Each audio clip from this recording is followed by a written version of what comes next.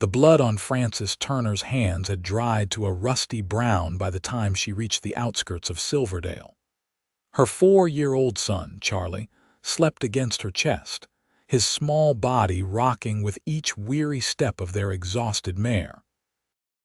The setting sun painted the vast Wyoming Territory sky in violent shades of crimson that matched the bruises hidden beneath her high collar. They had been riding for 3 days straight, stopping only when absolutely necessary, and always looking over their shoulders. Frances had escaped with nothing but the clothes on her back, her mother's locket, and the most precious cargo of all, her child. Her husband Richard's body lay cold in their farmhouse many miles back, his final rage ended by his own gun when he had turned it on her, and she had fought back with a desperation she never knew she possessed. "Mama," Charlie stirred against her, his voice small and confused in the gathering dusk. "Are we safe yet?" Frances swallowed hard, her parched throat clicking. "Almost, sweetheart, almost." The truth was, she didn't know if they would ever be safe. Richard had friends, dangerous men who wouldn't take kindly to his death, regardless of the circumstances. Men who would believe his repeated claims that she was unstable, unfit to be a mother. Men who might come looking for her. Silverdale appeared before them as little more than a collection of wooden buildings stretching down a single dusty street.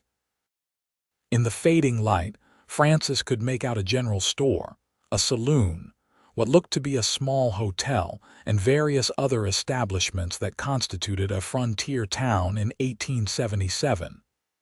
It wasn't much, but it would have to do for tonight. She guided her horse toward the livery stable at the edge of town, hoping to find a place for her loyal mare to rest, and perhaps a corner where she and Charlie could sleep unnoticed. As she approached, a tall figure emerged from the stable, silhouetted against the lamplight within. "Whoa there," a deep voice called out. "You're riding awful late, madam." Frances instinctively tightened her grip on Charlie, ready to flee if necessary. The man stepped forward, and she could now see he wore a worn leather vest over a faded blue shirt, his face shadowed beneath a wide-brimmed hat. A cowboy, by the looks of him. "My horse needs rest," Frances said, her voice stronger than she felt. "And my son and I need a place to stay for the night." The man tilted his head, taking in her disheveled appearance, the sleeping child, and the exhausted horse. His eyes, even in the dim light, were kind but assessing. "Name's Finn Callahan," he said, reaching up to take the horse's bridle. "Stable's mine. And I reckon both your horse and the little one there could use more than just a night's rest." As Frances made to dismount, her legs buckled beneath her, weak from days of riding and little food. In an instant, Finn was there, steadying her with strong hands while somehow managing not to disturb Charlie. "Careful now," he murmured.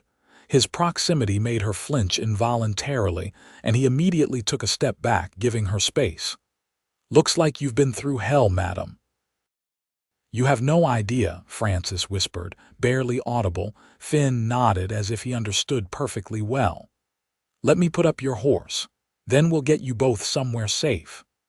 "I don't have much money," Frances admitted, clutching Charlie closer. Finn's expression softened further. "Got a small room above the stable. Nothing fancy, but it's clean and warm. You and your boy can rest there tonight, no charge." Frances studied his face for any sign of deception or ill intent, but found only genuine concern. Still, she had trusted a man once before, and look where that had gotten her. "Why would you help us?" she asked, suspicion edging her voice. Finn shrugged, a simple gesture that somehow conveyed both humility and conviction. "Because it looks like you've been running from something fierce, and everybody deserves a safe place to catch their breath." He gently took the reins from her trembling hand. "I reckon you've been carrying a heavy load all by yourself."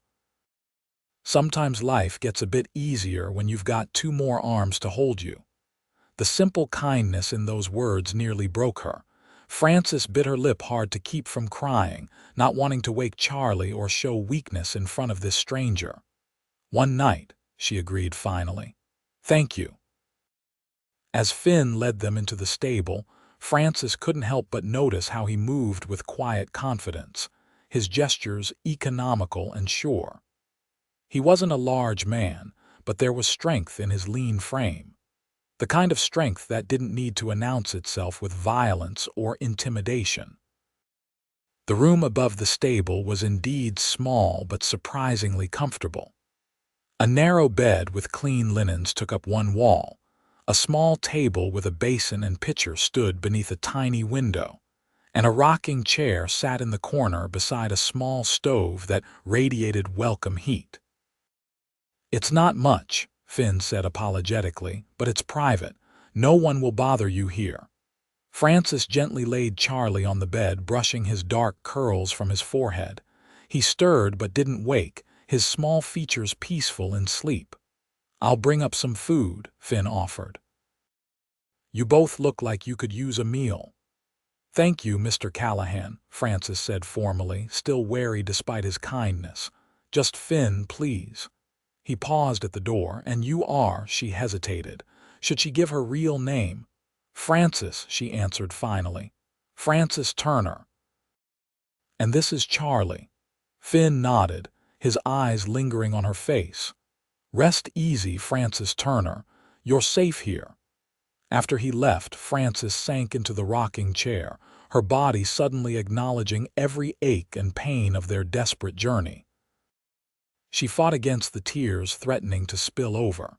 She couldn't afford to fall apart now. Charlie needed her to be strong.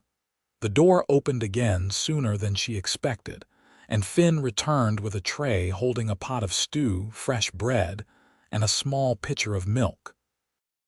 The aroma made her stomach clench painfully, reminding her how long it had been since she'd eaten properly. "Eat," Finn encouraged, setting the tray on the small table. "I'll check on your mare." Frances wanted to thank him again but found her throat too tight with emotion. She simply nodded, and he seemed to understand, slipping out quietly. When he was gone, she moved to the basin and washed her face and hands, scrubbing away the dust of travel and the last traces of blood.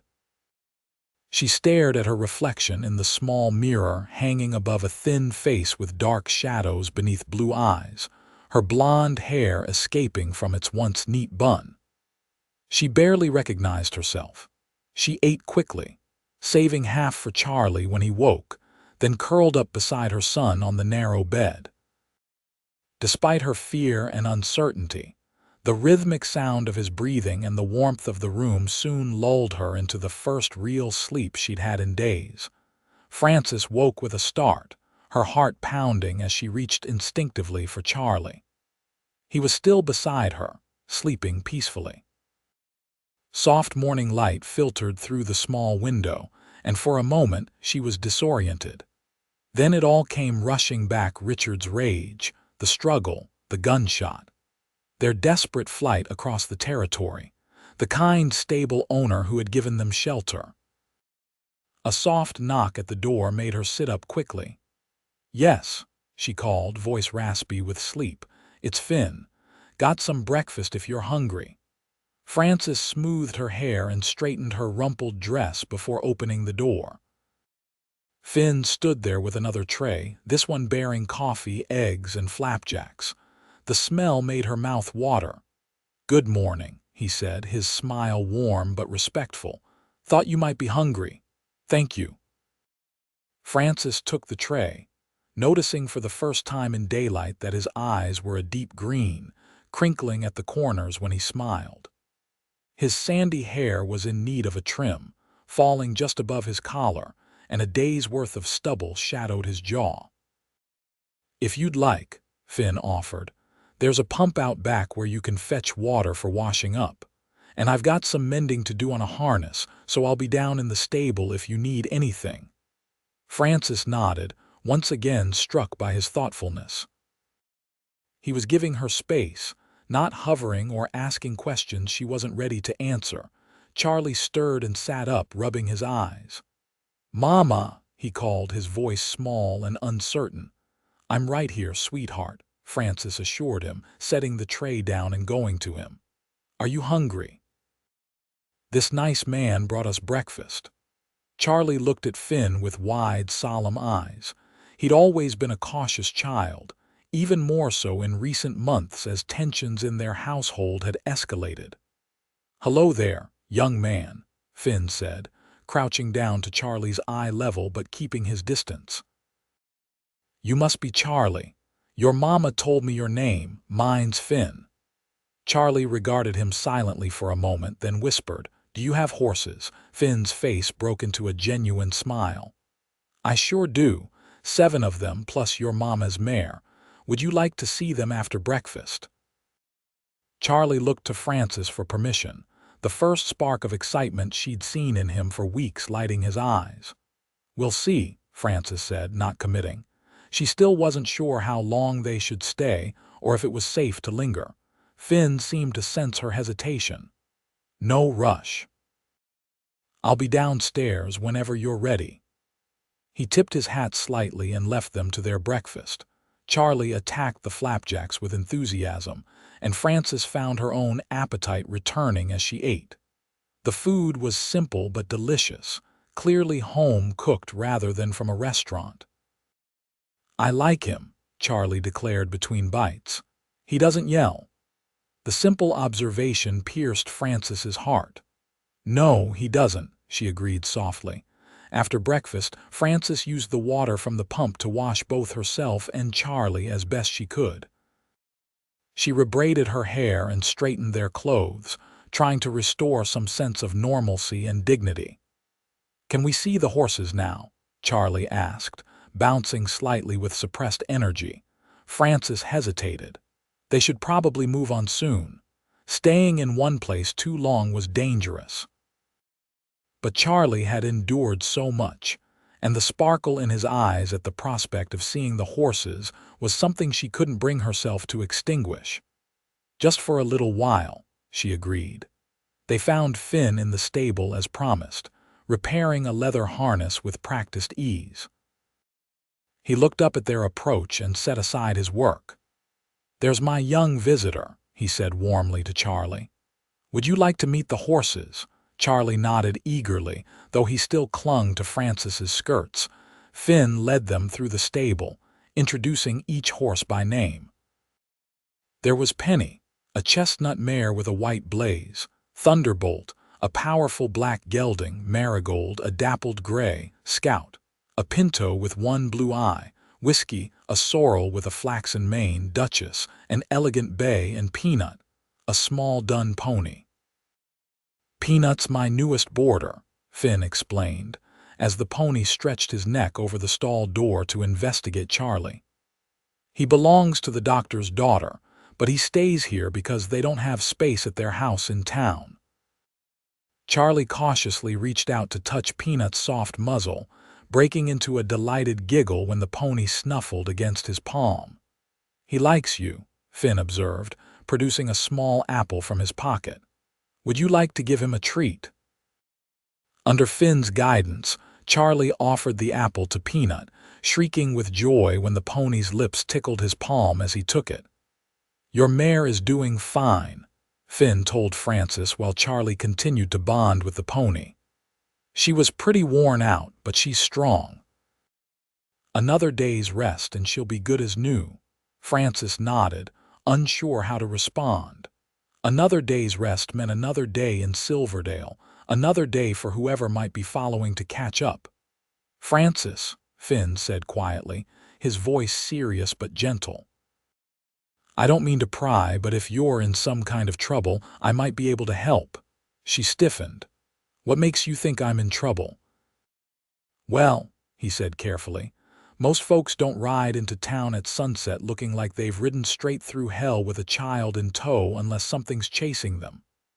Francis turned away, watching Charlie as he stroked Peanut's nose. "It's complicated," she finally said. "Usually is," Finn agreed. But Silverdale's a good town with good people. Sheriff Cooper's fair-minded and doesn't tolerate troublemakers. If someone's after you, no, Frances interrupted sharply, then moderated her tone. Thank you, but I don't want to involve anyone else. We'll be moving on soon. Finn studied her face, then nodded slowly. All right, but the offer stands if you change your mind. They were interrupted by Charlie's excited voice. Mama, look, Peanut gave me a kiss. The moment broken, Frances forced a smile. That's wonderful, sweetheart. But we should let Mr. Callahan get back to his work now. Actually, Finn said, I was just about to head into town for some supplies. There's a general store that carries pretty much everything you might need. You're welcome to join me if you'd like. Frances hesitated. They did need supplies for the journey ahead, and she had a little money sewn into the hem of her dress, emergency funds she'd been secretly saving for months, anticipating the day she'd need to flee. I suppose we could use a few things, she conceded. Finn's smile was warm. Good. And Charlie can ride Peanut if he'd like. It's not far and the pony's gentle as a lamb. Charlie's eyes grew huge. Can I, Mama, please? How could she deny him such a simple joy? All right, but you must listen to Mr. Callahan and do exactly as he says. Finn helped Charlie onto Peanut's back, showing him how to hold the reins and giving him simple instructions.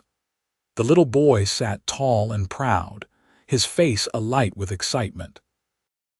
And for the lady, Finn said, leading out a calm-looking mare.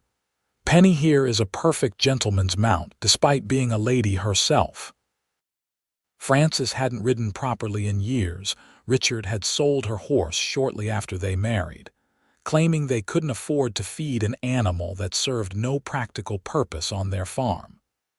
The memory of that first small cruelty, a harbinger of greater ones to come, made her jaw tighten. With Finn's steadying hand at her elbow, she mounted Penny, arranging her skirts as best she could.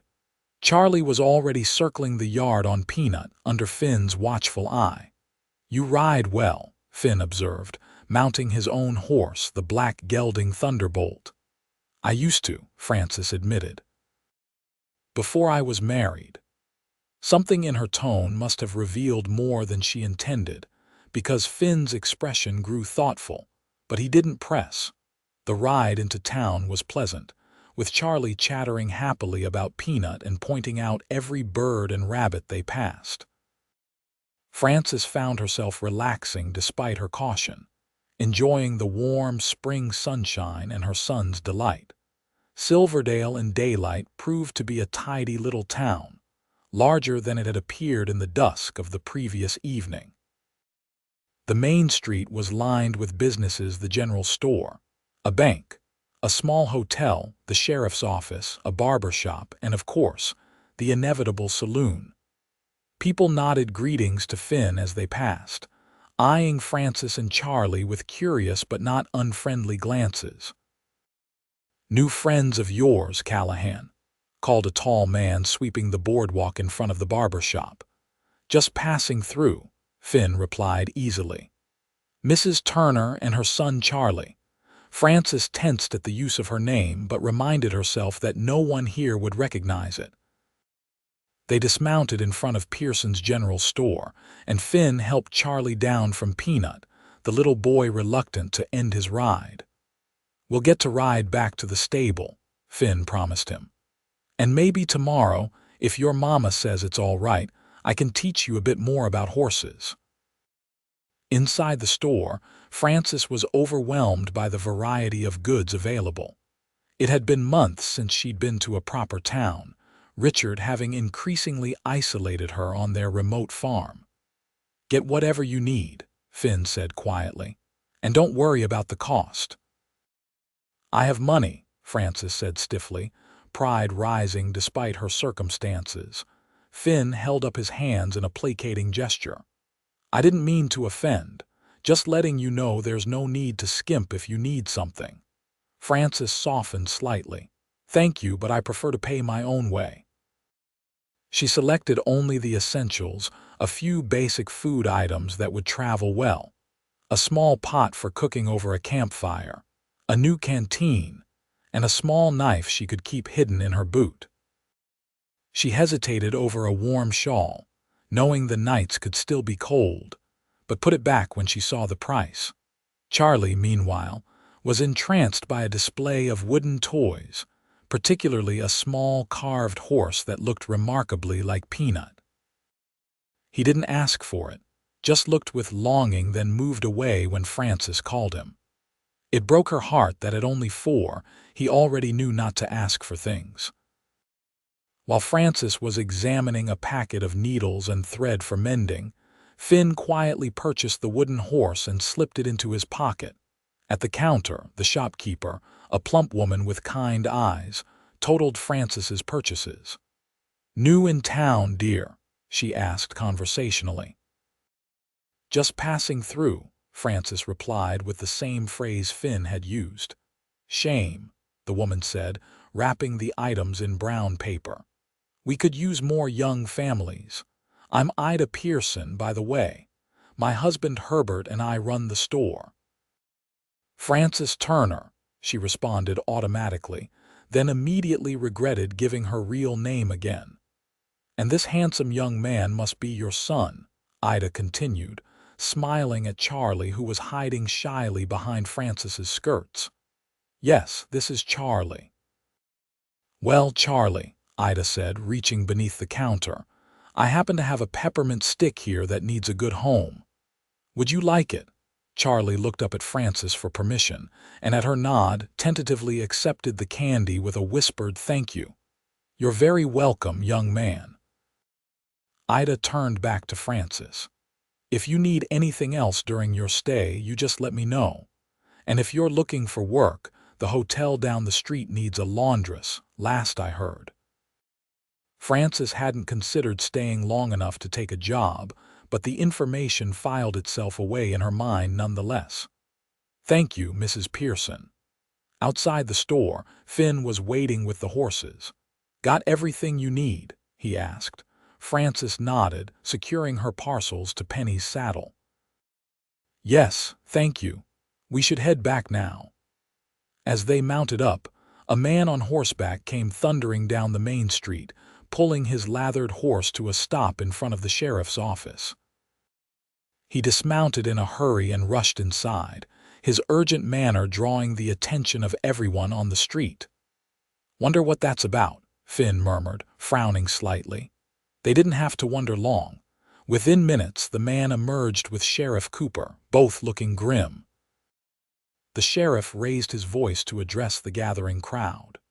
"Folks, we've got reports of a gang causing trouble about 40 miles east of here. The Donovan brothers and their crew robbed the bank in Grayson yesterday, shot the banker dead. They were last seen heading this way. I'm organizing a posse to patrol the area. Any men willing to ride, meet back here in an hour." Frances felt the blood drain from her face. East. They had come from the east. What if these bandits had passed through the area where she'd left Richard? What if they'd found the farmhouse, discovered his body? What if they'd put 2 and 2 together and were looking for her now, thinking she might be a witness? "Frances." Finn's voice seemed to come from far away. "Are you all right? You've gone white as a sheet." She shook her head, unable to speak. Charlie was looking up at her with worried eyes, the peppermint stick forgotten in his small hand. "Let's get you back to the stable," Finn said decisively, taking Penny's reins and leading them away from the crowd. Once they were out of town, Frances found her voice. "We need to leave, today." Finn glanced at her sharply. "Because of the Donovans. They're bad news, sure, but the sheriff and his men will handle them. You'd be safer here in town than on the trail alone." "You don't understand," Frances said, her voice tight with panic. "We can't stay. It's not safe." "Are you running from the Donovans?" Finn asked directly. "Is that who's after you?" "No, I don't know them. It's—" She trailed off, unwilling to explain further with Charlie listening. Finn seemed to understand. "Charlie," he said gently. "How would you like to race Peanut the rest of the way to the stable? I bet he's faster than you think." Charlie brightened immediately, distracted by the challenge. "Can I really?" "Sure can. Just hold on tight to the saddle and the reins, like I showed you.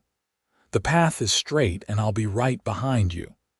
With a whoop of delight, Charlie urged Peanut into a trot, then a canter, the pony seeming to understand his precious cargo as he moved smoothly down the path.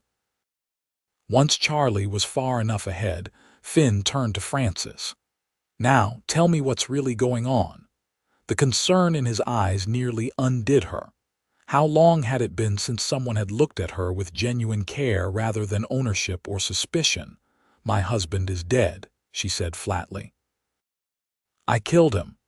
Finn's expression didn't change, no shock or horror crossing his features. "Was it in self-defense?" he asked simply. Francis nodded, tears threatening to spill over. "He was going to kill me. He'd beaten me for years, but that night was different. I could see it in his eyes. And if he'd killed me, there would have been no one to protect Charlie." She took a shuddering breath. "He had friends, dangerous men. If they find out what happened, they'll come after me. They won't believe it was self-defense. And if these Donovans found the farm, found his body—" "I understand," Finn said quietly. "But running now might be more dangerous than staying. The roads won't be safe with the Donovans about. And if the sheriff and his men are out looking for them, you're likely to run into one group or the other." Francis knew he was right, but the fear that had driven her for days was hard to set aside. "I don't know what to do," she admitted, the confession costing her. "Stay," Finn said simply. "At least until we know more about what's happening. I promise I'll help you leave safely if that's still what you want in a few days." Ahead of them, Charlie had reached the stable yard and was circling proudly on Peanut, his face flushed with excitement. "Look, Mama, I won the race." Francis managed a smile for her son. "You certainly did, sweetheart. You're a natural horseman." Finn helped Charlie dismount, then lifted him up to see over Peanut's stall door while the pony had a well-deserved drink of water. "You know," Finn said casually as he helped Francis untie her parcels from Penny's saddle, "I've been thinking about hiring some help around here. The stable's getting busier, and I could use someone to help with the bookkeeping and such.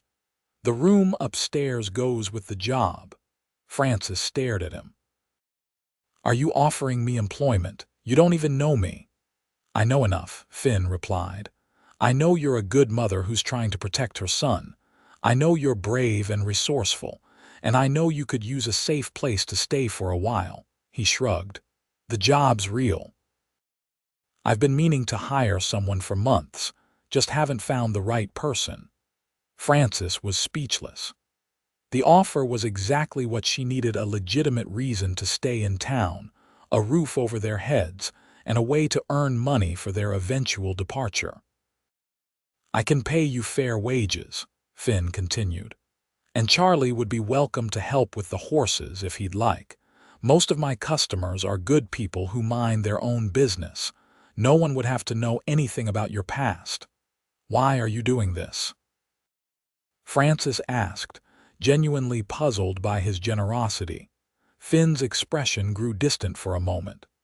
"Let's just say I know what it's like to need a fresh start, and sometimes all it takes is one person willing to give you a chance." Francis looked over at Charlie, who was chattering happily to Peanut as the pony munched on hay. It had been so long since she'd seen him this carefree, this happy. "All right," she decided. "We'll stay, at least for now, and I accept your job offer, Mr. Callahan." Finn's smile was warm. "Glad to hear it, Mrs. Turner. And please, it's just Finn." "Then you must call me Francis," she replied, offering her hand. As his calloused palm met hers, Francis felt something she hadn't experienced in years: hope. The next few days established a routine that brought a measure of stability to Francis and Charlie's lives. Finn showed Francis the stable's simple bookkeeping system, which she quickly mastered, and began to improve. She took over greeting customers, arranging boarding for their horses, and scheduling the use of Finn's 2 wagons that he rented out for hauling goods. Charlie thrived in the stable environment. Finn showed infinite patience teaching him about horses, letting him help with simple chores like filling water buckets and distributing hay. The little boy, who had been so quiet and fearful, began to laugh more, to explore his surroundings with growing confidence. Frances found herself relaxing incrementally as each day passed without incident. Sheriff Cooper and his posse had captured 2 members of the Donovan gang, but the brothers themselves remained at large, reportedly heading north toward Montana territory. The news had initially sent Frances into a panic, but Finn had calmly pointed out that this meant they were moving away from Silverdale, not toward it. Besides, he'd said, you're established here now. If anyone comes asking questions, you're my new stable manager who arrived with a letter of reference from my cousin in Colorado. Frances had marveled at how easily the lie came to him, then wondered about his past. What circumstances had taught this kind man to fabricate believable cover stories? But she didn't ask. They had formed an unspoken agreement not to probe too deeply into each other's histories. A week after their arrival in Silverdale, Finn announced he needed to make a trip to a neighboring ranch to look at a horse the owner wanted to sell. It's about a half-day's ride, he explained over breakfast. I should be back by sundown. Will you be all right managing things here? Frances nodded, surprised by how confident she felt. We'll be fine. There's only the doctor's wife coming to ride this afternoon, and she knows what she's doing. Good. Finn hesitated, then reached into his pocket. I've been meaning to give this to Charlie, but wanted to check with you first. He produced the carved wooden horse he'd purchased at the general store. Frances smiled. That's very thoughtful of you. He'll be thrilled. When Charlie came downstairs from washing his face, Finn presented him with the toy. The boy's eyes widened with delight. It's Peanut, he exclaimed, turning the carving over in his small hands. Thank you, Mr. Finn. You're welcome, partner, Finn replied, ruffling the boy's hair affectionately. You take good care of him while I'm gone today, all right? Charlie nodded solemnly, clutching the wooden horse to his chest. After Finn departed, Frances and Charlie went about their usual chores. Mrs. Lewis, the doctor's wife, came for her ride and returned without incident. The day was peaceful, almost idyllic. It was late afternoon when a stranger rode into the stable yard, a well-dressed man on an expensive-looking horse. Something about him immediately put Frances on edge, though she couldn't say exactly why. Good afternoon, she greeted him from the stable door, making sure Charlie was safely behind her. Can I help you? The man dismounted smoothly, removing his hat to reveal neatly combed dark hair. I certainly hope so, madam. I'm looking for someone, a woman traveling with a young boy. My sister-in-law and nephew, actually. Family's worried sick about them. Frances's heart began to pound. I'm afraid I can't help you, she said, her voice remarkably steady considering the fear coursing through her. I haven't seen anyone matching that description. The man's smile didn't reach his eyes. That's odd, because the shopkeeper in town mentioned a woman and her son who have recently taken up residence at the livery stable. Blonde hair, blue eyes, boy about 4 or 5 years old. Sounds an awful lot like my sister-in-law Frances and my nephew Charlie. Frances froze. He knew their names. How could he know their names unless, you see? The man continued, taking a step closer. My poor brother Richard has met with a terrible accident. We're just trying to reunite his wife and child with their family during this difficult time. I think you should leave, Frances said, her hand reaching for the pitchfork leaning against the stable wall. The man's expression hardened. Now, Frances, that's no way to treat family. Richard's friends are mighty concerned about what happened at that farm. Mighty concerned indeed. Charlie, Frances said without taking her eyes off the man, go upstairs right now and lock the door. Don't come out until I call you. But Mama. Now, Charlie. The sharp command sent the boy scurrying toward the stairs. The man lunged forward suddenly, grabbing Frances's arm. You're not going anywhere, and neither is the boy. You've got a lot of explaining to do about what happened to Richard. Frances didn't think, she reacted. Grabbing the pitchfork with her free hand, she swung it at her attacker. He released her arm to avoid the tines, cursing as he stumbled backward.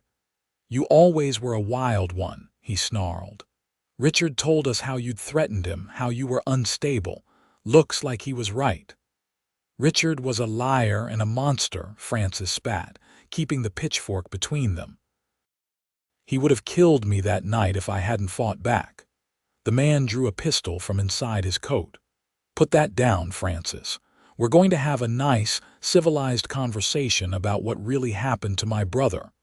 Frances's grip on the pitchfork tightened. She knew she should be terrified, but a strange calm had settled over her. She would not let this man take her or Charlie. She would not return to a life of fear and pain.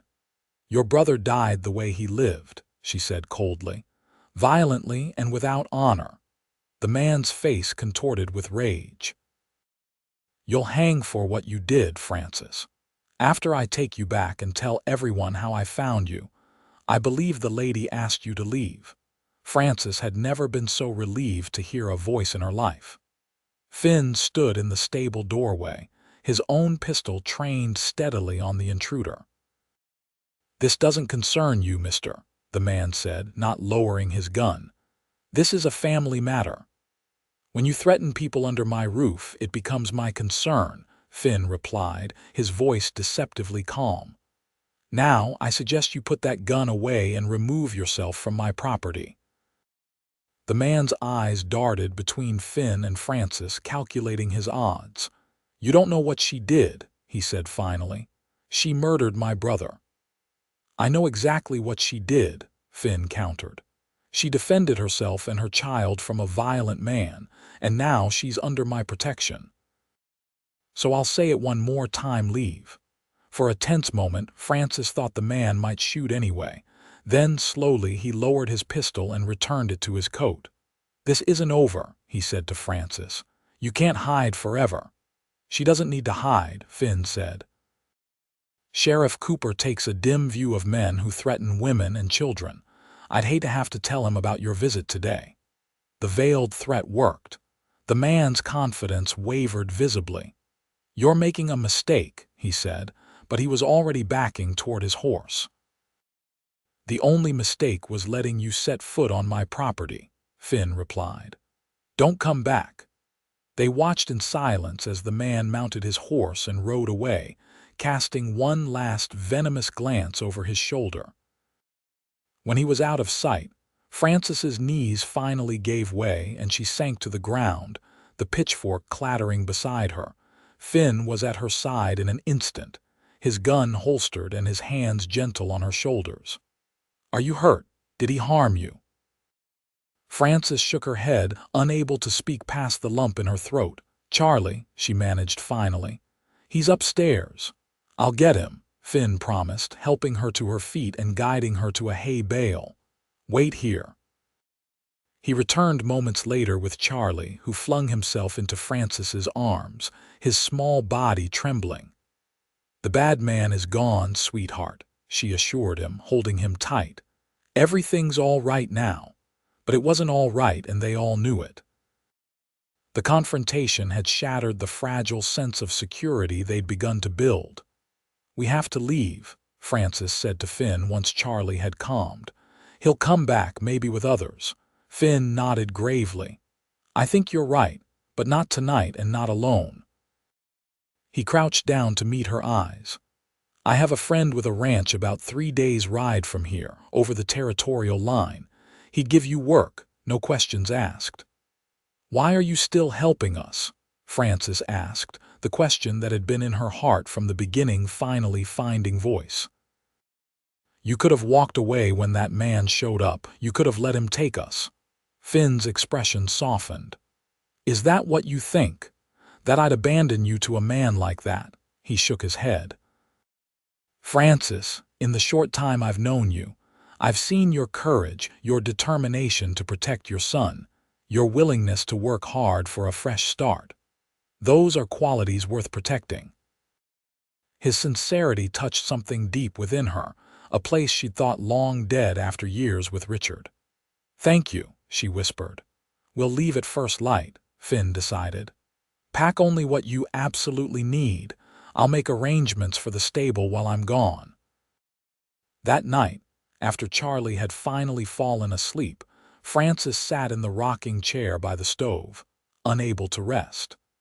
The confrontation with Richard's brother, she hadn't even learned his name, had shaken her more than she wanted to admit. What if Finn hadn't returned when he did? What would have happened to Charlie? A soft knock at the door startled her from her dark thoughts. "Francis, it's Finn. May I come in?" She opened the door to find him looking as troubled as she felt. "Is something wrong?" she asked, stepping aside to let him enter. "I've been thinking," he said, keeping his voice low to avoid waking Charlie. "About our plan to leave tomorrow." Francis's heart sank. "You've changed your mind about helping us." "No," Finn said quickly. "Just the opposite. In fact, I've decided to come with you." Francis stared at him. "What?" "But your stable, your life here, the stable will keep," Finn said with a shrug. "I've arranged for the blacksmith's son to look after things. He's been wanting to learn the business anyway." "But why would you leave everything behind for us? We're not your responsibility."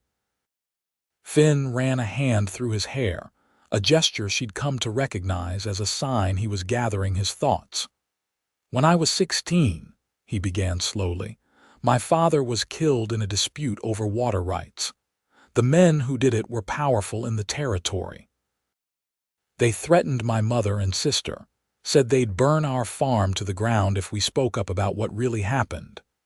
Francis listened, understanding now why he'd been so quick to believe her story, to offer help without judgment.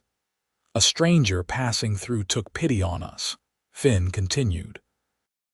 "Helped us pack up and move to a new town, far enough away that those men couldn't find us. He didn't have to do that, but he did. Said someday I should pass on the kindness." He met her eyes. "I reckon this is my someday." Francis was touched beyond words. "I don't know what to say." "Say you'll let me help," Finn replied simply. "You and Charlie deserve a chance at a new life without looking over your shoulders." "What about you?" Francis asked.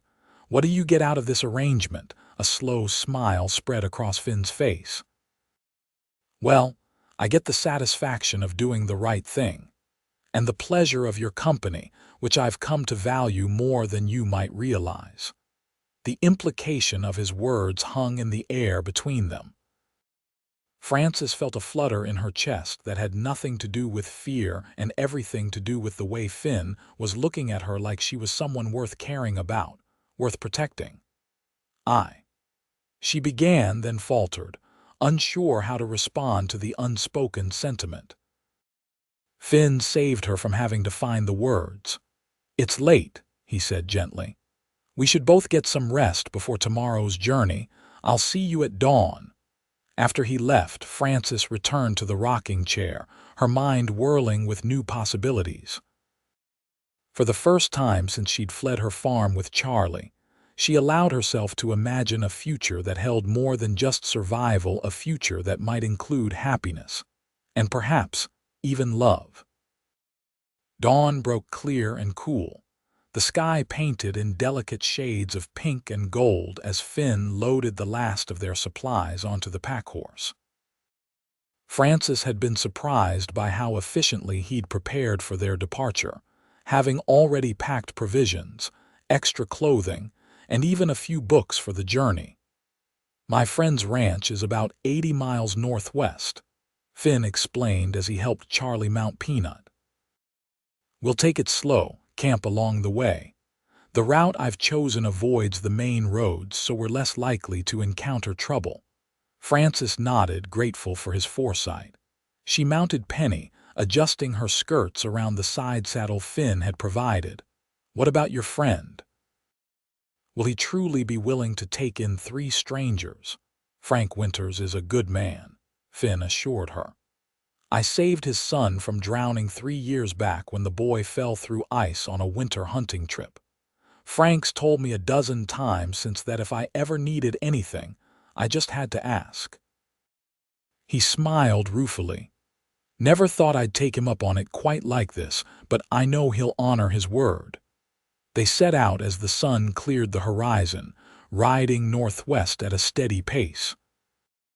Charlie, initially excited by the adventure, soon settled into the rhythm of travel, chattering to Peanut and occasionally to Finn, who answered the boys' endless questions with patience and good humor.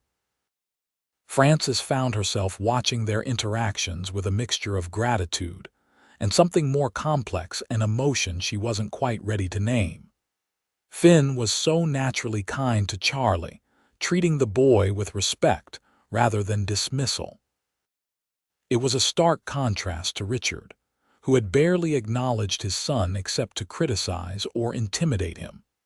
By midday, they had left Silverdale far behind, traveling through rolling grasslands dotted with stands of pine and aspen. They stopped beside a small creek for a brief rest, allowing the horses to drink while they ate a simple meal of jerky, bread, and dried apples. "How are you holding up?" Finn asked Frances as Charlie explored the creek bank nearby, hunting for interesting rocks. "Better than I expected," she admitted. "It feels good to be moving, to have a destination in mind." Finn nodded, understanding in his eyes. "The first step toward a new life is often the hardest. You've already taken it." "I couldn't have done it without your help," Frances said quietly. "I don't know how I'll ever repay you." "There's nothing to repay," Finn insisted. "I'm exactly where I want to be." The simple declaration warmed Frances more than the spring sunshine. She found herself smiling, really smiling, for what felt like the first time in years. They continued their journey through the afternoon, the landscape gradually changing as they headed into more rugged terrain. Finn led them confidently, occasionally pointing out landmarks or sharing stories about the area. As dusk approached, he guided them to a sheltered spot beside a small pond, ringed by cottonwood trees. "We'll camp here tonight," he announced. "It's protected from the wind and there's good grazing for the horses." Frances helped Charlie down from Peanut while Finn began unpacking their supplies. Together, they established a cozy camp, Finn building a small fire while Frances arranged their bedrolls and prepared a simple supper. Charlie fell asleep almost immediately after eating, curled up in his bedroll with the wooden horse clutched in one hand. Frances tucked the blanket more securely around him, then joined Finn by the fire. "He's taking to this adventure well," Finn observed, adding a small branch to the flames. "He trusts you," Frances replied. "That's no small thing considering what he's been through." Finn looked pleased by this assessment. "He's a fine boy.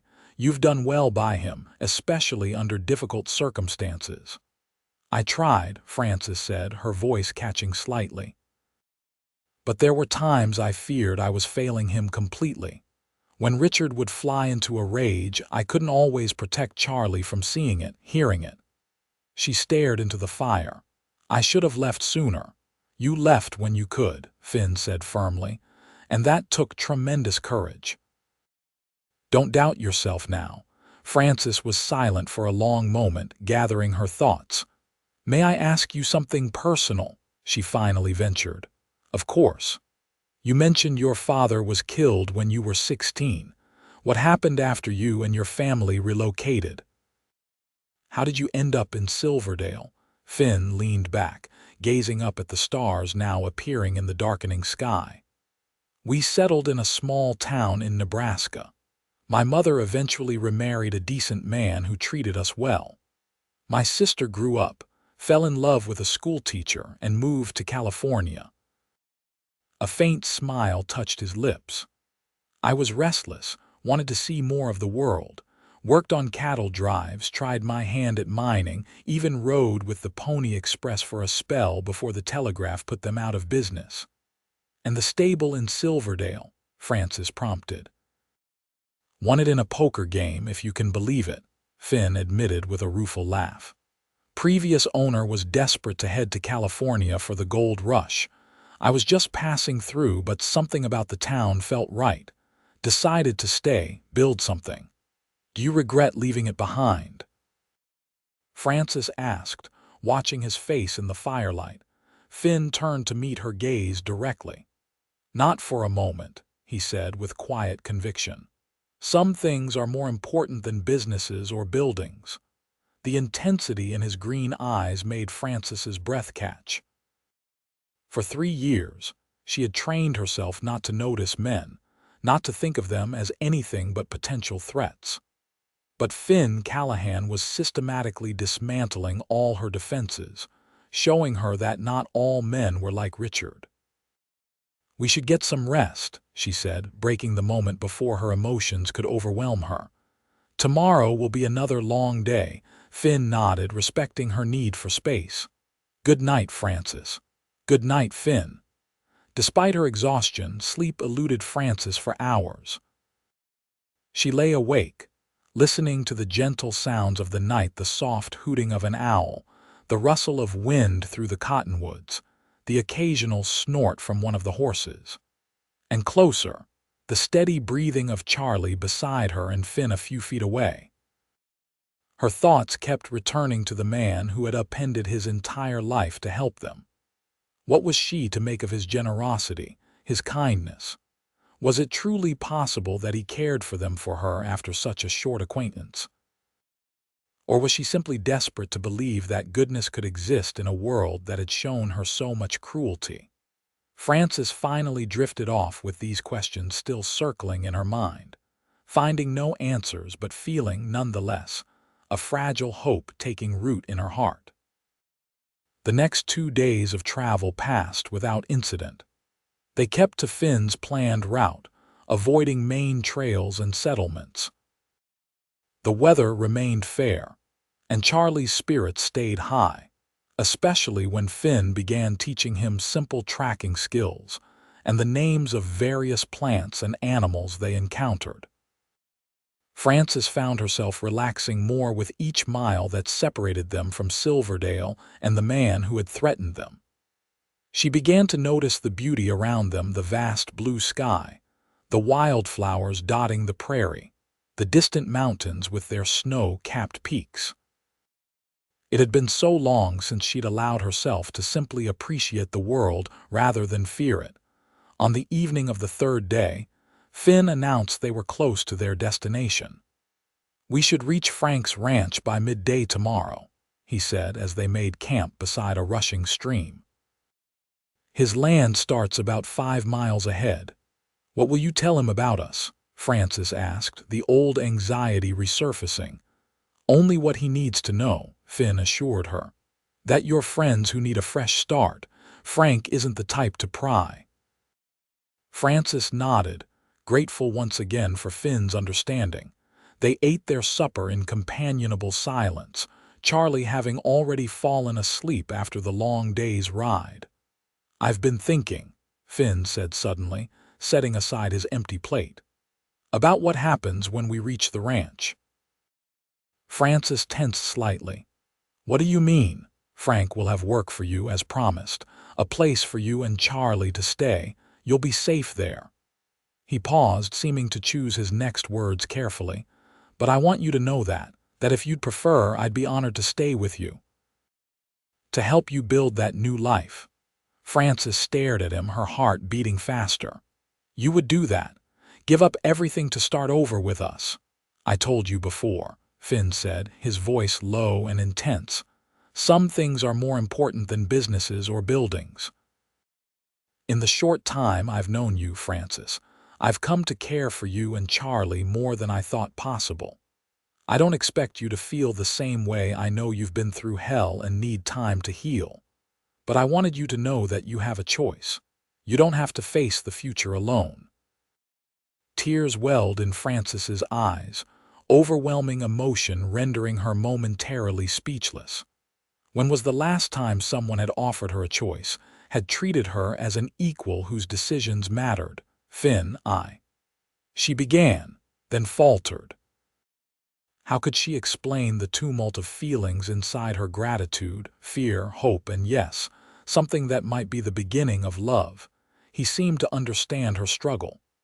"You don't need to answer now," he said gently. "Take all the time you need. Whatever you decide, I'll respect it." Frances nodded, wiping away a tear that had escaped down her cheek. "Thank you," she whispered, "for everything." That night, sleep came more easily than Frances had expected, her dreams filled with images of open skies and endless possibilities. They broke camp at dawn, everyone eager for the final leg of their journey. Charlie was particularly excited, chattering about all the animals he hoped to see at the ranch and asking Finn dozens of questions about his friend Frank. "Does Mr. Frank have children? Will there be other boys to play with? Does he have lots of horses? Will Peanut be happy there?" Finn answered each question patiently. "Frank has a son about 10 years older than you, Thomas, and a daughter, Sarah, who's 16. They have at least 20 horses. And yes, I think Peanut will be very happy there."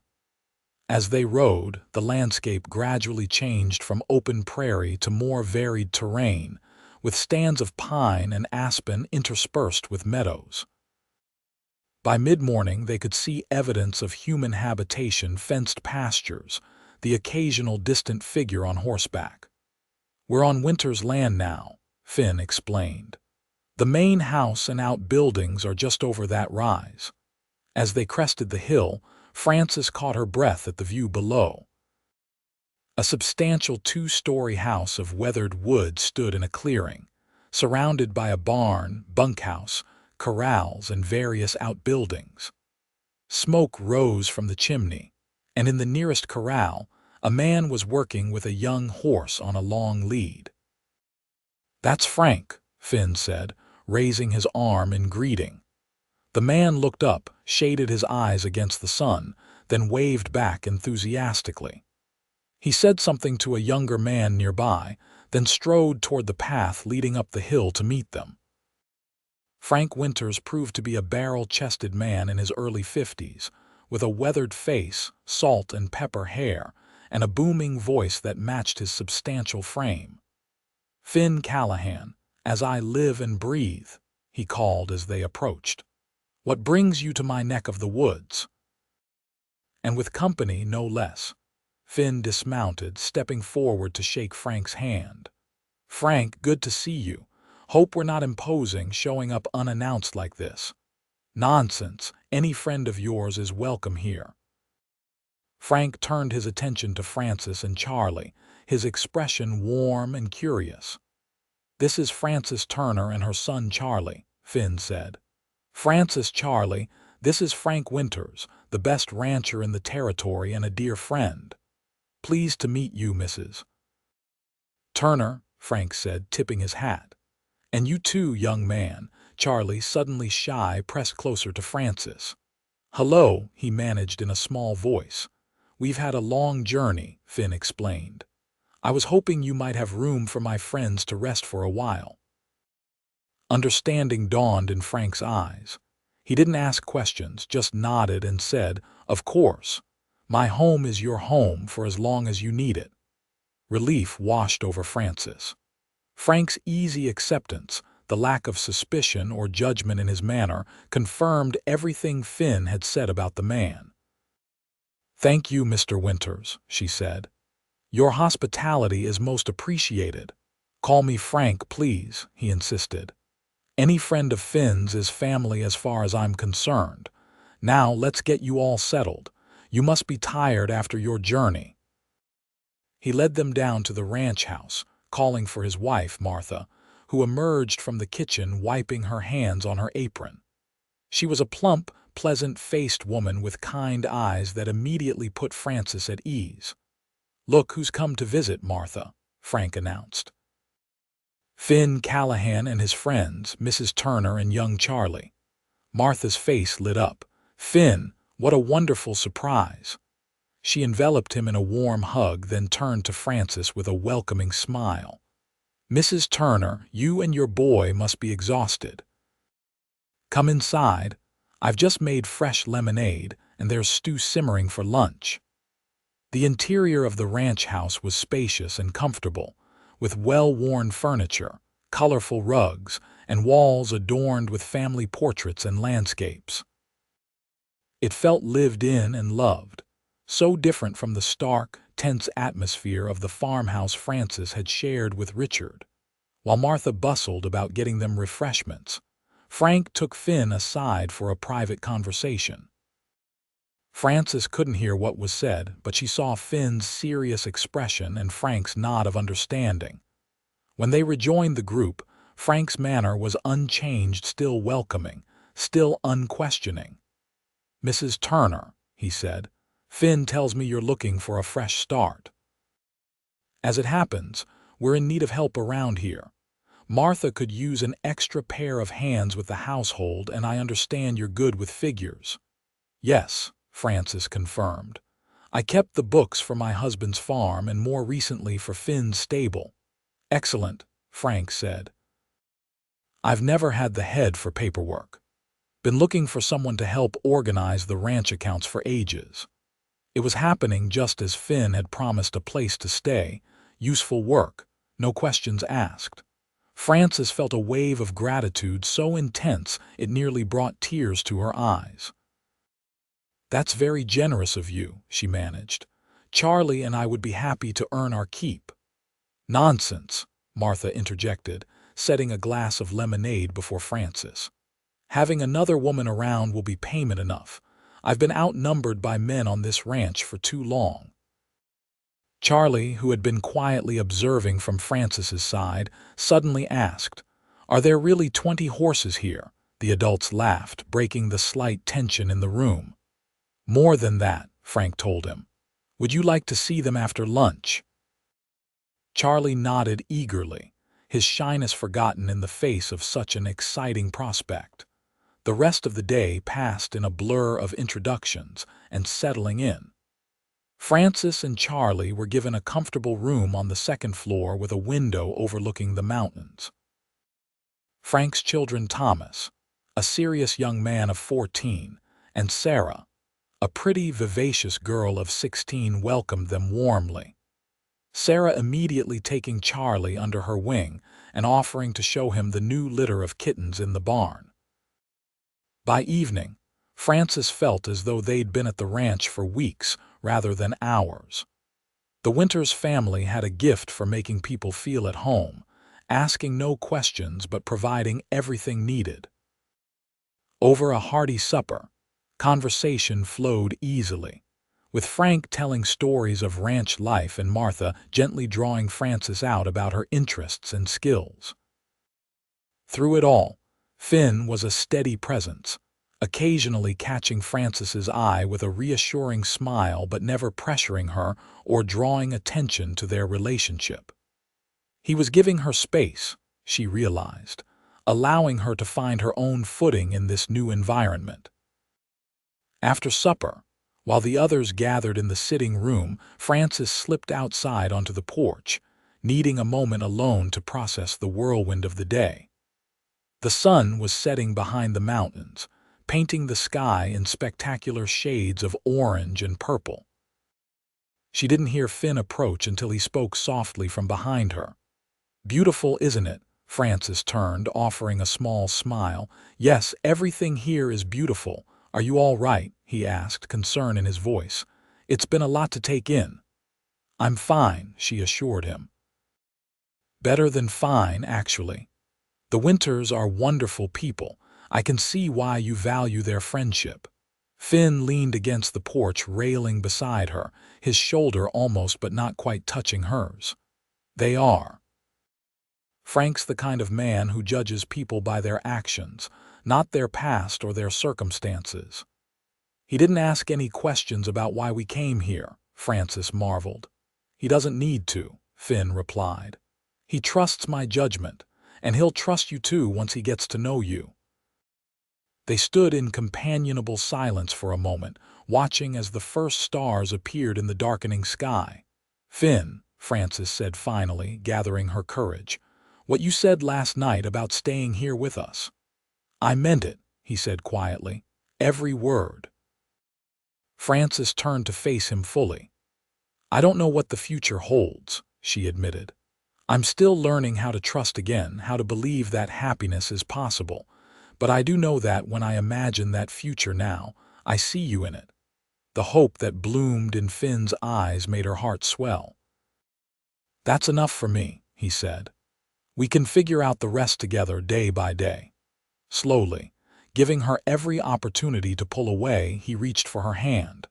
Francis let him take it, her fingers curling around his with tentative certainty.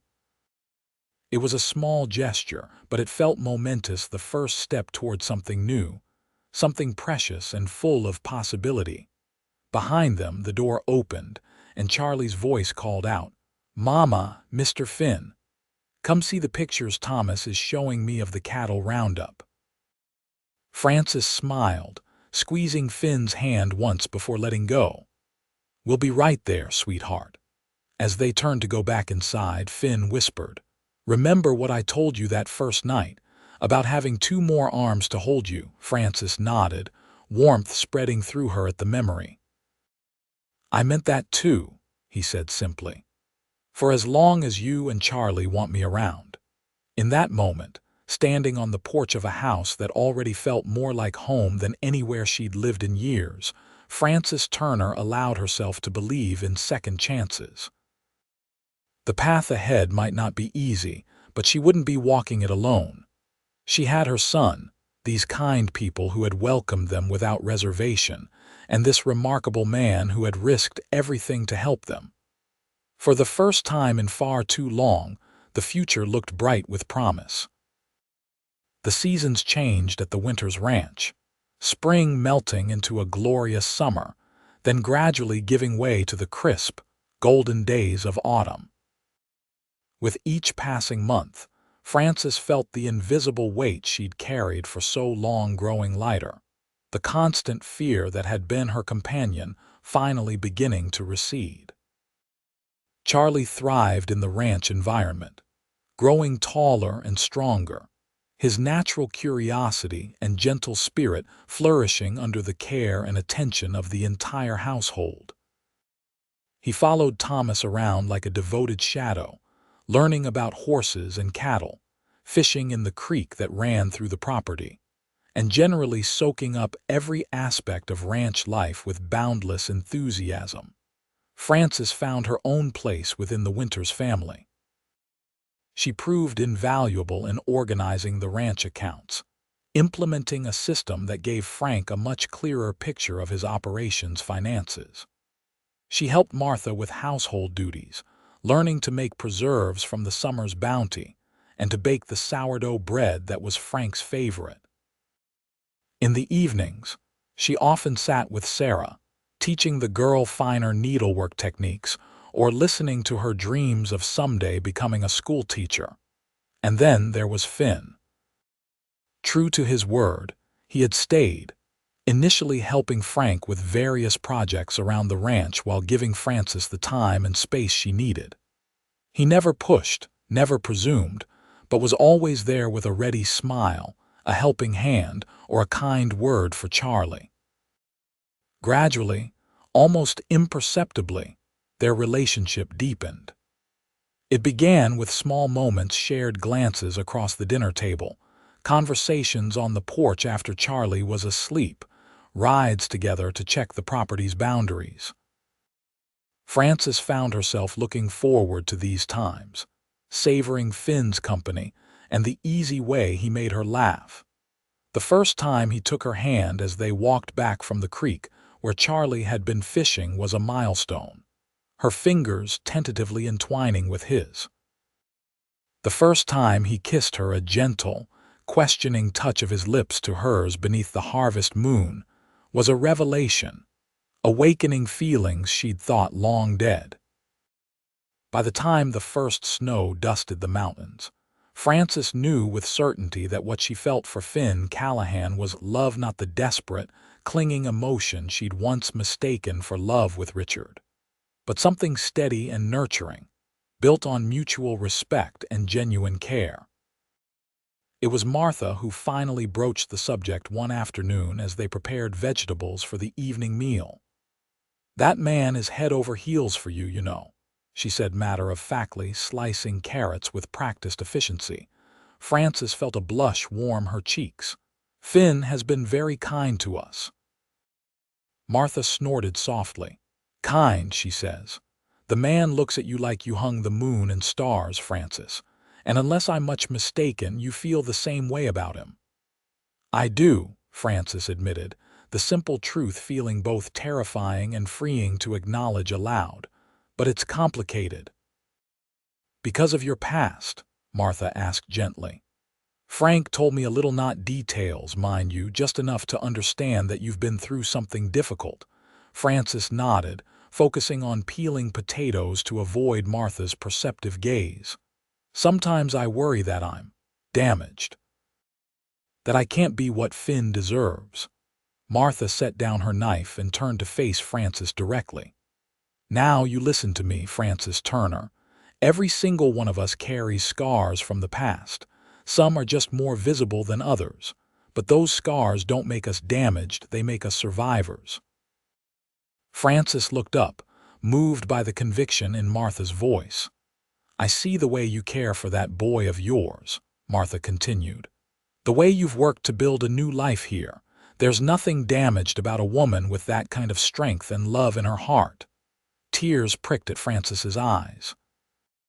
"Thank you," she whispered. Martha squeezed her shoulder affectionately. "Finn Callahan is a good man, one of the best I've known.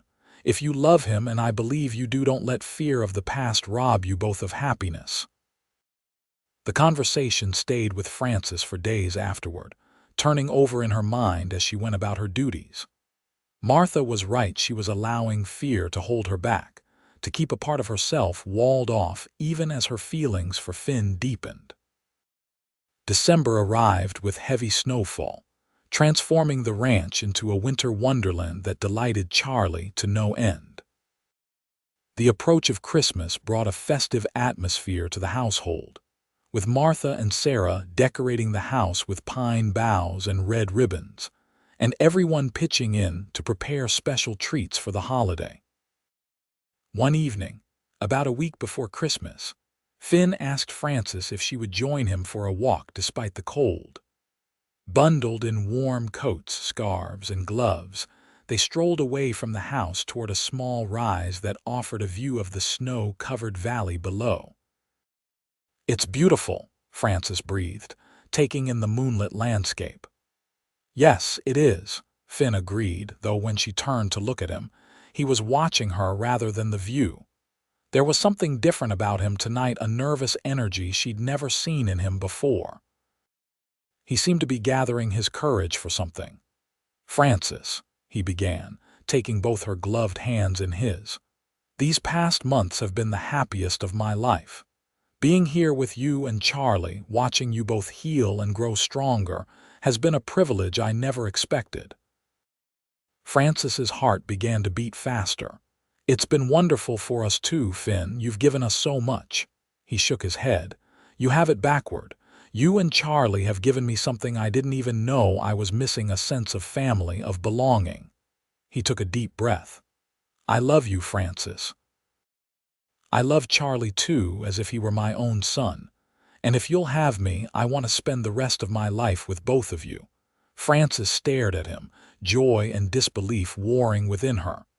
Are you asking what I think you're asking?" Finn smiled, his eyes crinkling at the corners in the way she had come to adore. "I'm asking if you'll marry me, Frances Turner, if you'll let me be a husband to you and a father to Charlie. If you'll give me the honor of protecting and cherishing you both for as long as I live." The tears came then, hot against her cold cheeks. "Yes," she whispered, then more strongly, "Yes, Finn. Yes." His face lit up with such pure happiness that it took her breath away. Slowly, reverently, he drew her into his arms and kissed her a kiss full of promise and devotion that melted away the last of her reservations. When they finally pulled apart, Frances rested her forehead against his, her heart too full for words. "There's something else," Finn said softly. "I've been corresponding with a lawyer in Cheyenne. He believes we have enough evidence to ensure that Richard's brother can never threaten you again. Statements from the Silverdale sheriff about his threatening behavior. Testimony from neighbors about Richard's violence toward you. With Frank's backing and support, we can put this to rest once and for all." Frances pulled back slightly to search his face. "You've been working on this all this time, without telling me." "I didn't want to give you false hope," Finn explained, "or to remind you of painful memories until I was sure we could do something concrete." He cupped her cheek gently. "I want you to be free, Frances, truly free to live and love without fear." Fresh tears spilled over. "You are an extraordinary man, Finn Callahan." He smiled, brushing away her tears with his thumb. "I'm just a man who loves you, Frances. Nothing more, nothing less." They returned to the house hand in hand, their joy evident to everyone who saw them. Charlie, who had been helping Thomas build a small wooden sled, looked up at their entrance, his keen eyes immediately noticing something different. "Mama, why are you crying? Are you sad?" he asked, concern furrowing his small brow. Frances knelt down to his level, her smile belying her tears. "No, sweetheart, these are happy tears. Mr. Finn has asked if he can become a part of our family, if he can be like a father to you and a husband to me." Charlie's eyes widened, darting between Frances and Finn. "You mean he would stay with us forever? We wouldn't have to leave?" "That's right," Finn confirmed, crouching beside Frances. "If it's all right with you, of course. Your opinion matters a great deal to me, Charlie." The boy seemed to consider this seriously for a moment, his young face solemn. Then, with the directness only a child could manage, he asked, "Would you teach me to ride a real big horse someday? Not just Peanut?" Finn's laugh was rich with relief and affection. "I certainly would, and to rope and track and do all sorts of things a growing boy should know." "And you won't ever yell or—" Charlie's voice dropped to a whisper, "or hit Mama?" Frances's heart constricted at the question, a painful reminder of all her son had witnessed in his short life. Finn's expression grew serious, his voice gentle but firm. "No, Charlie. I promise you that I will never, ever hurt your mother or you. A real man protects the people he loves. He doesn't harm them." Charlie studied Finn's face intently, then nodded, apparently satisfied with what he saw there. "Then I think it would be good if you stayed forever," he declared. The simple childhood logic broke the tension, and everyone in the room, the Winters family, who had been trying to appear busy while obviously listening to every word, burst into delighted laughter and congratulations. That night, after the excitement had settled and Charlie was asleep, Frances stood at the window of her room, watching the moonlight on the snow and reflecting on the extraordinary journey that had brought her to this moment. A year ago, she had been living in constant fear, enduring Richard's escalating abuse and desperately trying to protect her son. Now, she stood on the threshold of a new life with a man who had shown her what love truly meant. A soft knock at her door pulled her from her thoughts. Opening it, she found Finn standing there, a small package in his hand. "I know it's not Christmas yet," he said, "but I wanted to give you this privately." Frances invited him in, curious. Unwrapping the package, she found a delicate silver ring with a small pearl surrounded by tiny sapphires. "It was my mother's," Finn explained as she gasped in surprise. "My father gave it to her when they were married. I've carried it with me for years, waiting for the right person to give it to." He took the ring and slipped it onto her finger. "It suits you." "It's beautiful," Frances whispered, deeply touched by the sentiment behind the gift. "Thank you." Finn raised her hand to his lips, pressing a kiss to her fingers. "I want you to know," he said softly, "that I understand marriage might bring back difficult memories for you. We can take things as slowly as you need. There's no rush." Frances's heart swelled with love for this man who continually proved his understanding and respect. "You're nothing like Richard," she told him.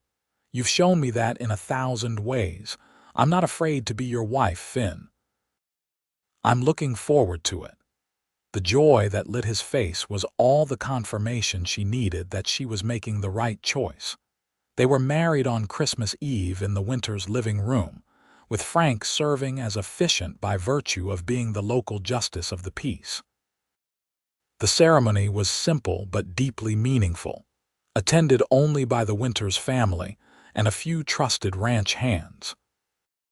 Frances wore a dress of deep blue velvet that Martha and Sarah had helped her make, with Charlie standing proudly at her side, holding the wooden horse Finn had given him so many months ago. Finn looked handsome and a bit nervous in a new shirt and vest, his hair neatly trimmed for the occasion. When they exchanged vows, Frances's voice was clear and sure, all doubts long since banished by the steadfast love of the man before her. And when Frank pronounced them husband and wife, the kiss they shared was a promise of all the years to come. The winter passed in a haze of newfound marital happiness. Finn moved into Frances's room, and together they created a warm, loving environment for Charlie, who blossomed under the attention and guidance of his new father figure. The nightmares that had plagued the boy since their escape from Richard gradually ceased, replaced by the peaceful sleep of a child who feels secure and loved. In February, Frances received a letter from the lawyer in Cheyenne confirming that Richard's death had been officially ruled self-defense based on evidence of his history of violence and the testimony gathered. The letter also stated that his brother had been warned by territorial authorities to cease any harassment or face charges himself. The freedom this brought was immeasurable. The last shadow lifted from their new life.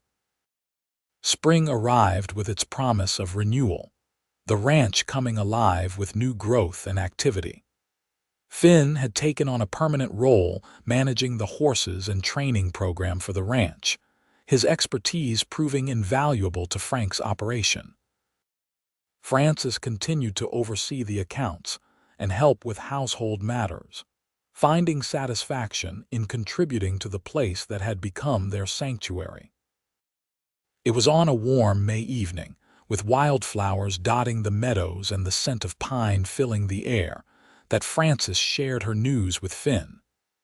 They had ridden to their favorite spot on the property, a small clearing overlooking the valley, for a rare moment alone together. "I have something to tell you," she said, her voice trembling slightly with emotion. Finn turned to her, concern immediately filling his eyes. "What is it? Is everything all right?" Frances smiled, taking his hand and placing it gently on her stomach. "Everything is perfect. We're going to have a baby, Finn." For a moment, he seemed unable to comprehend her words. Then his face transformed with such wonder and joy that Frances felt tears spring to her eyes. "A baby," he whispered. "Are you certain?" Frances nodded.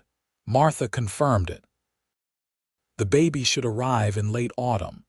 Finn pulled her into his arms, holding her as if she were made of the most precious glass. "Oh, Frances," he murmured against her hair, I never dreamed I could be this happy." "Nor I," she admitted, clinging to him. "After everything that happened with Richard, I wasn't sure I would ever want another child.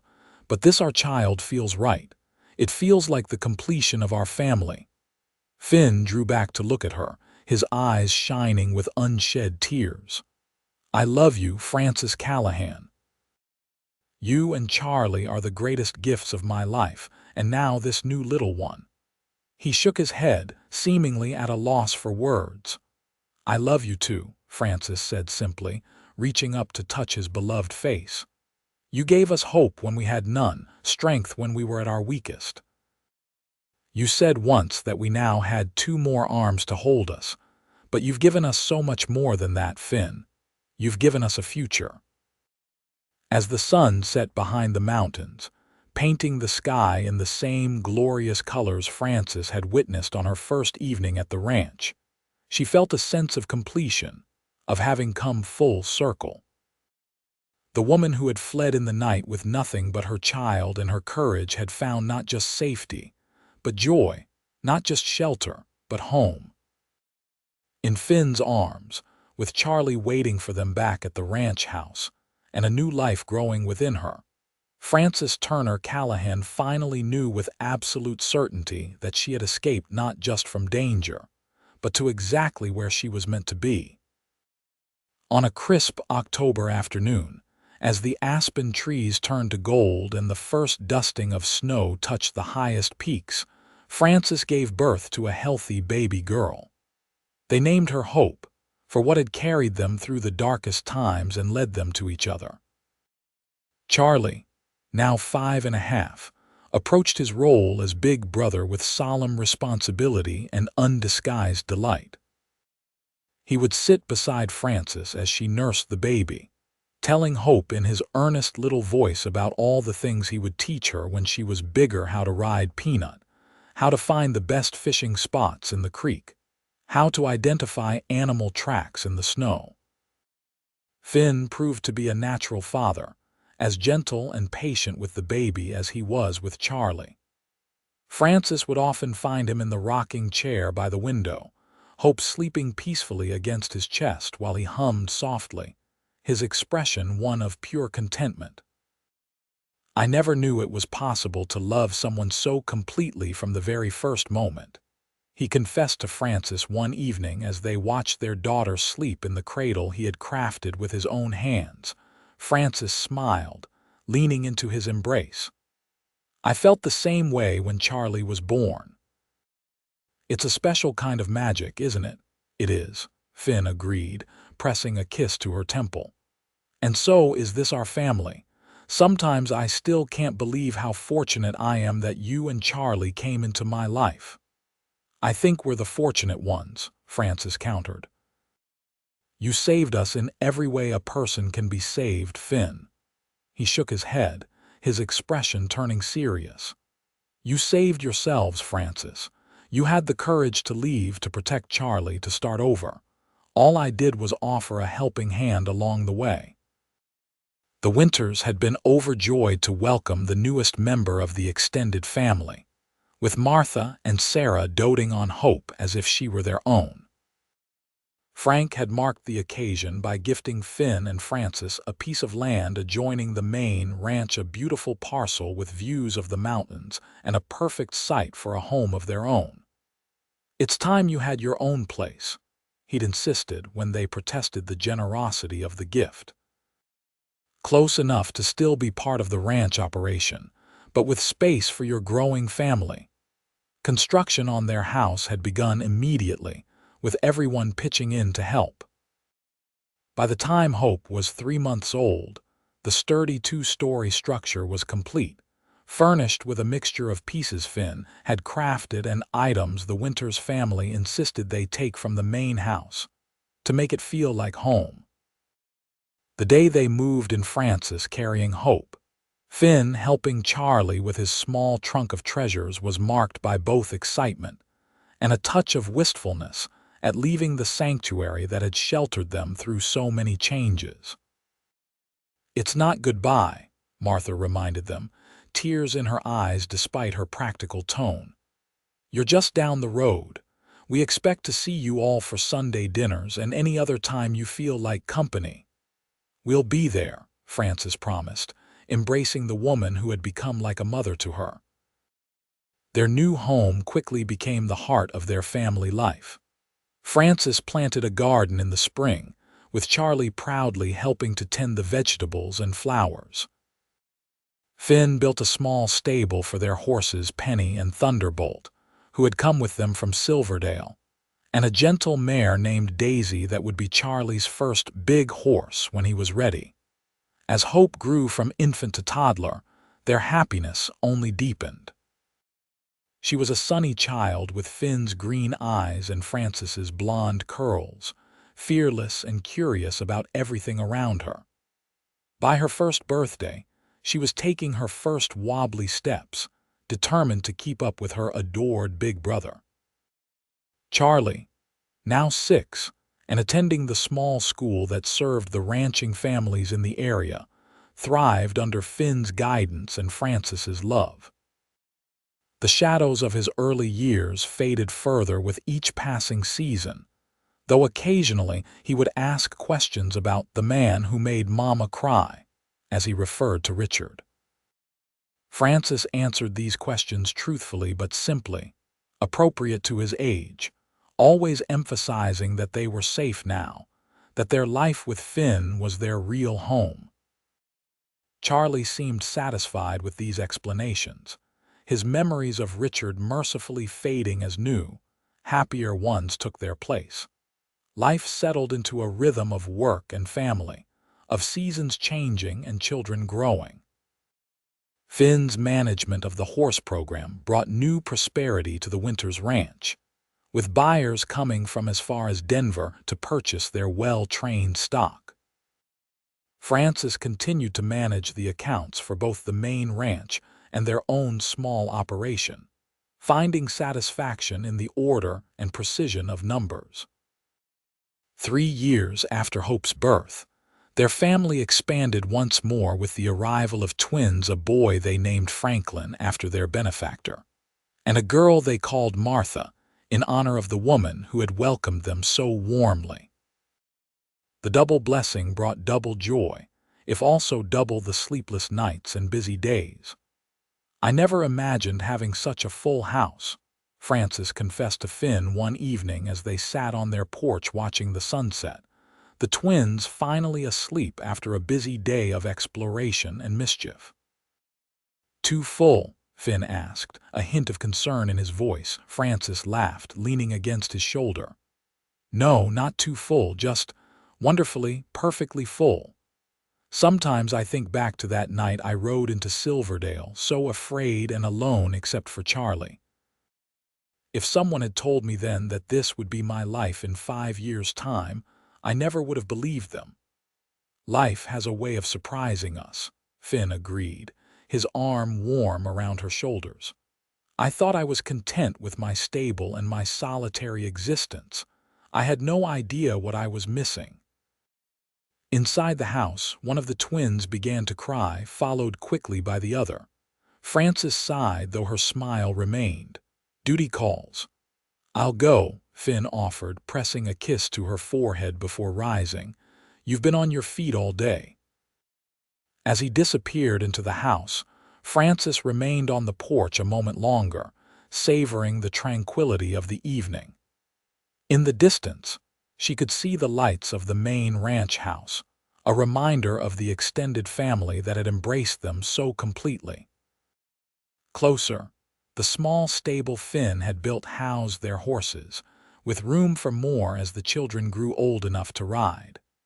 The garden she had planted was flourishing, providing food for their table and beauty for their souls.